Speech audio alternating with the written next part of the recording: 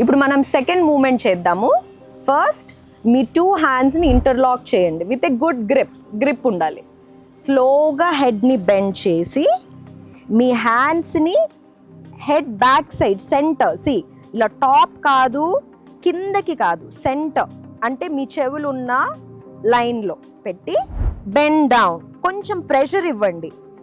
స్లోగా మీ right side ఎంత కుదిరితే అంత turn, come back to the centre. స్లోగా లెఫ్ట్ ఎంత కుదిరితే అంత టిల్ యువర్ షోల్డర్ బ్యాక్. స్లోగా మీ రైట్ సైడ్ షోల్డర్ వరకు to the centre.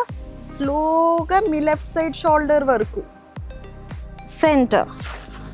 Me right side shoulder నేను మొత్తం నా చిన్ని కంప్లీట్గా టచ్ చేస్తూనే ఉంటున్నాను. Observe, relax. ఇలా 20 టైమ్స్ చేయాలి.